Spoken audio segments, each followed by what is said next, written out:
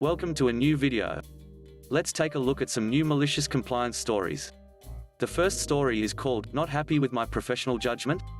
I work in a hospital, an old hospital, on one of the oldest wards on the top floor. We were experiencing a heat wave like hasn't been seen for the past 40 years in the United Kingdom. It had not rained for a good few months, and it was just all around unpleasant to live in. I've been working night shifts to combat the heat, and for the past few weeks have been nursing two 30-something-year-old patients I'll call Sandy and Amy. These two haven't been too bad with me, calling me their favorite nurse when I'm on shift and other such bollocks. But they've been downright rude and aggressive to my colleagues on day shift. Security has been called more than once to de-escalate their tantrums. So I knew to be cautious around them and keep them at arm's length. A few shifts go by uneventfully, or so I thought. The other day, we got the full rundown in handover. Both Sandy and Amy had complained about every single staff member who'd interacted with them, from someone sitting at a desk to one of the healthcare professionals flirting with male patients. The comments were vile and bitter. All completely unfounded, and literally nothing more than two women trapped in bed, having nothing better to do than make up stories. We work damn hard, and if we get 30 seconds to sit down, we're going to do it. And we might even have a drink at the desk to rehydrate ourselves too. How dare we, apparently. The night team, including me, were the subject of a few complaints about flirting and talking about holiday plans. Not even talking loudly, just literally talking about holiday plans. One of their main complaints was how care rounds, where we document a patient's pain, position and wounds every 2 hours, had been completed without us physically asking us those questions.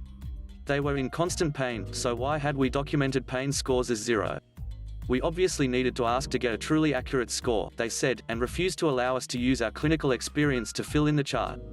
Now, if a patient is in pain, a fully independent, oriented adult patient, they can call us and tell us how much pain they're in so we can manage it with analgesia. They have call bells. They can even walk to the nurse's station if needs be. And even they're not able to vocalize their pain, e.g. if they have dementia, we can look out for telltale signs of pain, such as facial contortion, fidgeting, moaning, etc. A patient saying they have massive pain yet who sits there watching Jeremy Kyle while shoving chocolate raisins down their gullet probably isn't in the throes of childbirth-like agony, and likewise a patient who says they're in no pain yet they have beads of sweat forming on their brow and are grinding their teeth down like a bear on a trout probably has some pain. And someone sounds asleep likely isn't feeling pain as they are rested and relaxed enough for their body to allow them to drift into the ether. If they wake up in pain, that, of course, would be documented. However, the complaint was that we hadn't documented their actual pain score, and obviously according to them, we couldn't know this actual pain score without asking them. I spoke with both of them and reiterated their concerns. I explained how we were trained in pain management, etc. Yet both agreed that they would like to be asked during the shift. So, like a good healthcare professional, from the time my shift started to the time it ended, every 2 hours instead of just walking by and seeing them sleeping soundly, I woke them up to ask how their pain was. Sleeping like a baby? Up you get. Just drifting off into a fitful slumber? Wake up, Sandy. It's time to document your pain score. Finally passed out despite the bothersome heat? I'll be shaking you awake there, matey. From the time my shift started at 8 until it ended at 7:30, every 2 hours on the dot I woke them both up to accurately document their pain. Of course, they reported no pain at every wake-up call. 3 days of this goes by, and last night before lights out, Sandy tells me not to wake her during the night as with the heat, she's barely getting any sleep due to being woken up every 2 hours. Amy agrees. I say that unfortunately, we need to accurately document pain scores, and as they weren't happy with us using our professional clinical judgment to ascertain whether they were in pain or not, we would need to continue to ask. Unless they were happy with us using our professional experience to note if there was any sign of pain while sleeping. Turns out that's a good idea, apparently. Who knew? The next story is called, "No Authority to Say No to Customers." This is a story from almost a decade ago when I was promoted to assistant service manager for a large chain health food grocery store. For reference as to what that actually means for our store, there were only 2 people who outranked me and the 2 other managers at my same level. There was an assistant store director and the store director. Our day-to-day responsibilities included making sure each department was getting all their work completed, making sure shelves were staying stocked, cashiering when necessary, counting money and making the change for the registers. And most importantly to this story, approving returns. I worked super hard to get that position by learning the ins and outs of the store and picking up shifts in every single department. When I was promoted to the position, I was the youngest person in company history to reach that level. I don't mean that as a humble brag, but just to illustrate that I did know what I was talking about on a lot of things. But I was young, so many people did not take me seriously. So like I mentioned before, it was my job to approve returns. If a customer brought in something for a return, the cashier would do all the work for the return, including checking for a receipt, figuring out what the problem was, and determining how they could make it better for the customer, like an exchange, store credit, refund, etc. They would call me over at the end of the exchange. I would check to make sure it was all in order, insert a key, type in a code, and the return would go through. Now, I would like to think I was a reasonable person when it came to what I would approve and not approve. If someone came back with spoiled food, I almost always gave them the benefit of the doubt that they stored it right and it was a faulty product. If someone didn't like the taste of something, I would always do the return. Even when something was slightly past the expiration date, I would try to work with them and maybe give them an exchange. Where I drew the line was absolutely ridiculous things. People would do things like come in without a receipt or the product and try to get a return, saying something like I got some food here and it was bad, so I threw it away. I would like a return. Okay, so sorry, I am not going to do that. Also, if you bring in something we don't even sell at our store, I'm obviously not going to return it for you. Now, like I said before, I was young at the time, so a lot of older adults wouldn't take me seriously. They couldn't understand someone so young could be the manager they wanted to speak to. So one day, an irate customer wanted to speak to a manager about a return. My cashier called me, and I do my best to figure out how I can help them. They want to return a chicken that was 3 months expired. It smelt exactly like you would expect. My cashier was almost dry heaving from the stench. So I say in my best customer service voice, "I'm sorry ma'am, but we won't be able to do a return on this today. It's obviously way past its expiration date. If you would like, we can dispose of it for you." She wouldn't have any of it. She is now yelling about how she deserves a refund. Now, we had cameras in the store, and so the store director sees the commotion and comes out from his office to save the day. He tells the lady, "I'm sorry that he was saying we can't do a refund on this. Of course we'll do that." It didn't have a barcode, so he had no idea what it originally cost, but he gave the lady a $20 gift card to the store right there. I'm fuming at this point because he just made me look like a powerless idiot in front of a bunch of customers, but we were busy, so I keep doing my job. About an hour later, he calls me into his office. I would type out the whole conversation, but it's pointless because it all boils down to him telling me multiple times explicitly that I was not allowed to say no to a return. I was to approve all returns because customer satisfaction is more important than a little lost revenue. So, I think this is the stupidest thing ever, but I am a good employee and I liked getting paid, so I kept my mouth shut. I do think from the title and where we stand in the story up to now you can all figure out where this goes. Fast forward a few weeks and a customer comes in. During Christmas time, we had sold little 2-foot-tall Christmas trees in small pots. It was now June. This lady wanted to return her Christmas tree that now made the Charlie Brown tree look full and healthy. It didn't have a single needle on it, and the trunk was rotting. Normally, I would tell her in the most polite way that I could that there was no way in hell I would do that. I had specific instructions, though, and I was sure as heck going to follow them. As part of the return, and while trying not to laugh, I asked her why she wanted to return it. She told me flat out, well, it didn't do what I was expecting it to. Now I don't know what she expected, but I personally don't buy a Christmas tree, thinking it's going to live forever. I completed the return though and sent her on her way. Where did I take that Christmas tree, you might ask? If you guessed straight to the store director's desk for him to find the next morning, you would be a winner. I had the next day off, but the nice note I left him explained the whole situation. The next day when I came back, he immediately called me in. I was expecting the worst because leaving it on his desk with a note was a little aggressive, but all he said was, maybe from now on you can say no sometimes. Just use your best judgment. It was one of the greatest victories ever, and it took all my self-restraint not to say something sarcastic about how that should have been the case all along. The last story is called, "Okay, I will not work 80 hours a week anymore." So this happened in 2017, almost a year after I started a new job. To give some background, where I had previously worked, I was mostly responsible for managing the costs of projects within a construction program which, long story short, was refurbishing a major bank's branch buildings. I had worked on this program for almost 10 years, and so when a competitor won the new program contract, I was headhunted by them for my expertise with that particular client. The pay increase was significant, and as part of the job offer, I was told that due to the local office is more than 1 hour commute away, that I would have the option to work from home when I was not required for meetings, etc.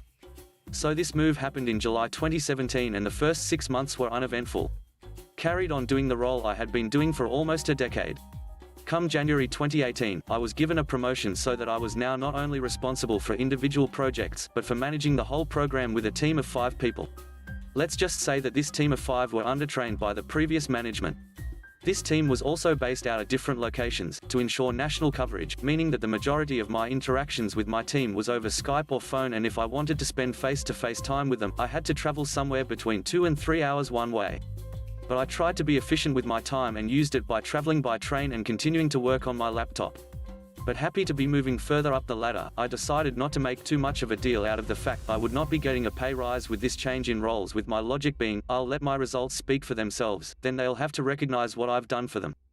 Over the next couple of months doing 70 to 80-hour weeks, my contract stated I was required to complete 40, but I didn't mind the extra time, as I again wanted to show them they'd made the right choice giving me the promotion, and with plenty of time spent training up the team further, we were finally getting somewhere, and after a particularly successful presentation to the client, for which I was actually given a performance bonus for, everything started to go downhill. The meeting I mentioned took place on a Friday, and the following week my manager, let's call her Allison, was due to be on holiday for a week.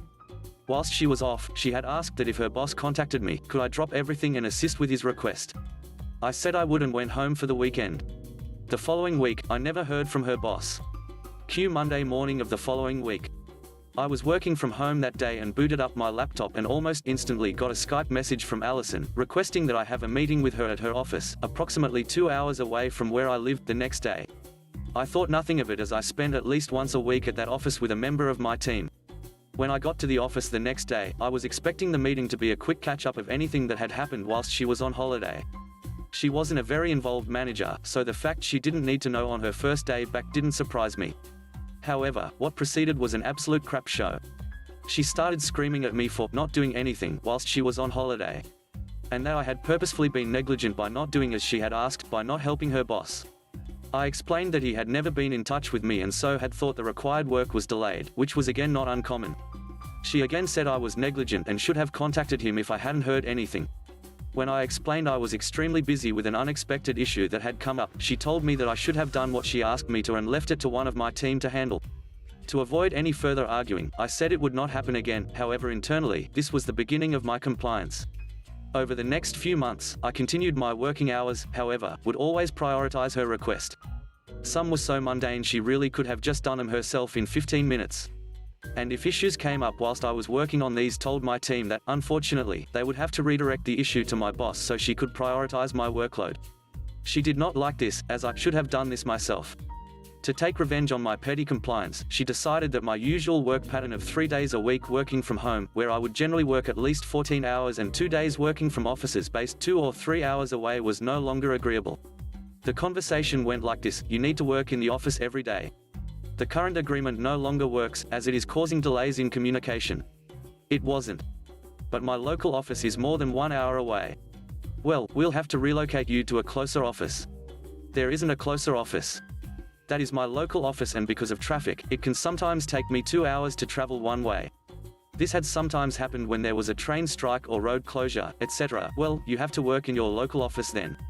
If you want me in the office, I won't be doing any overtime. The only reason I'm happy working the hours I am is that I'm at home. I don't care. I want you working in the office. Okay, no problem. Fast forward another 2 months and I'm doing exactly what was agreed, working my hours. When traveling, I do not open up my laptop, as this was outside office hours. I don't look at emails received after I leave for the day, and for me, I'm enjoying having my evenings back. Allison did not enjoy this, as it meant late requests were completely ignored and usually ended up being late. There was one occasion where she emailed me 1 minute late, requesting some information she needed for an important breakfast meeting she had the next day, but because of when she asked, I wasn't able to get this to her until an hour after her meeting started. I took particular joy in pointing out to her when she sent me the email and our previous agreement. But due to my treatment I had been receiving, I decided to be looking for new employment. Then came the day to hand in my notice. She had the biggest smile when I gave it to her. I knew the whole thing was just a way of getting me out. However, something she didn't understand was how far removed she was from my day-to-day tasks. So when I had a program handover meeting with her a couple of days before I left, I finished 2 weeks early, as I had holiday days that needed to be taken before my final day. I can't remember the whole meeting, however, below is a great example of how the meeting went. So, who does those things? I do that. Okay, and who does those other tasks? I do that as well. That's you as well, okay. And who does those other tasks? Yes, that's me. Wait, you do that? How do you have time to do that? That used to be one of the things I did in the evening, so no one could interrupt me. It doesn't take too long, maybe 2 hours a day.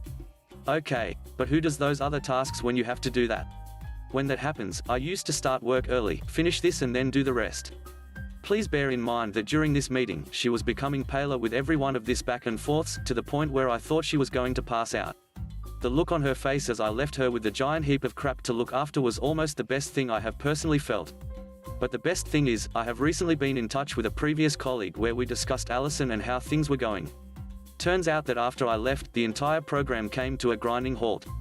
Due to the fact that Allison had almost no experience with the client or their requirements, it turns out that minor issues were becoming huge problems, with the resolution taking way too long. This and the fact that Allison hadn't trained up my replacement properly, found out he started a week after I left, the entire program came to a complete stop, and that because of all the things that had gone wrong she was responsible for. She was sacked about 6 months after I left. Still brings a smile to my face. Thanks for watching the video. I hope you enjoyed it. If you did, please consider subscribing to the channel for more content. Let me know what you think about the stories in the comment section below. Have a great day. Bye bye.